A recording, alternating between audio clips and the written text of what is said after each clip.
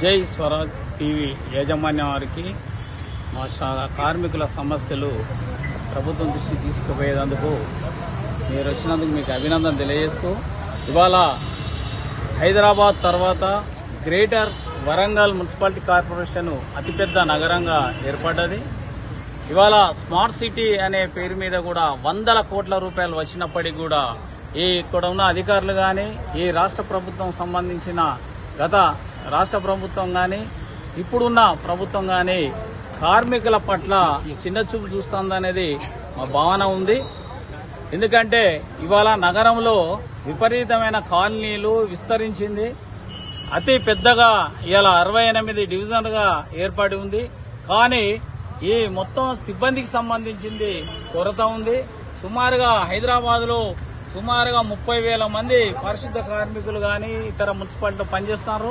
Same సమానంగా ఉన్న దాని తర్వాత ఉన్న రెండవ వరంగల్ మున్సిపాలిటీ కార్పొరేషన్లో మాత్రం 3,000కు మించి లేరు. అంటే పని భారం కూడా పడుతుంది. ఒక కార్మికులకు సెలవులు ఉంటలేవు. అది కాకుండా ప్రైవేటు సంస్థకు సంబంధించిన కాంట్రాక్టు బేసిక్ గా ఇవాళ ప్రభుత్వం అడ్డగోలు శ్రమ దోపిడీ చేస్తోంది. వాళ్లకు ఒక్క కార్మికులు చేసే పని, నలుగురు చేసే పని ఒక్కరి మీద ఒత్తిడి పెట్టి వాళ్ళ పని విధానాలు ఇవ్వకుండా చచ్చినా బ్రతికినా, ఎక్కడ పండుగలు పబ్బాలు, పిల్లలకు ఏదైనా జ్వరాలు వచ్చినా కూడా ఇవాళ లీవ్ అనే పరిస్థితి ఉంటుంది. అదే దాంతో పాటు ఇవాళ ఉన్న సూపర్వైజర్లు కానీ వాళ్ళ పేరు మీద కూడా ఇవాళ వాళ్ళ దగ్గర కార్మికులను కడి చేయడం.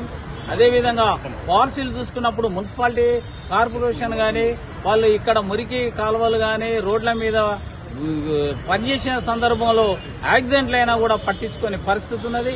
మొన్న ఒక జవాన్ మార్నింగ్ 5 గంటలకు ఒక కారు ఢీకొని చనిపోతే ఇప్పటి వరకు వాళ్ళ పిల్లలకు గాని వాళ్ళ కుటుంబాన్ని కూడా ఆదుకునే ఈ పరిస్థితి లేదు. కాబట్టి ఇవన్నీ చాలా సమస్యలున్నాయి.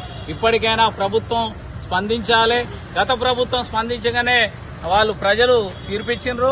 ఇప్పుడున్న ఏ రాష్ట్ర కాంగ్రెస్ ప్రభుత్వం, ఏ రేవంత్ రెడ్డి గారు దీన్ని స్పందించాలి. లేకుంటే రాబోయే కాలంలో ఈ నెలాఖరులో రాష్ట్ర వ్యాప్తంగా ఏఐటీ ఆధ్వర్యంలో మున్సిపాలిటీ కార్పొరేషన్ పెద్ద ఎత్తున పోరాటాలు చేసే పరిస్థితి ఉంది.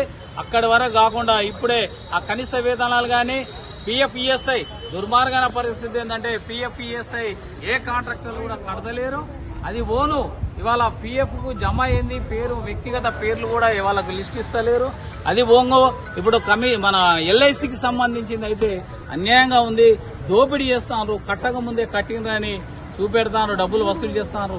ఏదైనా పారదర్శకంగా ఇక్కడున్న జిల్లా కలెక్టర్ గాని మున్సిపాలిటీ కమిషనర్ గారు స్పందించి వెంటనే ఈ నగరంలో ఉన్న కార్మికుల ప్రతి సమస్యను పరిష్కరించి విధంగా ఉండాలని మేము డిమాండ్ చేస్తున్నాం.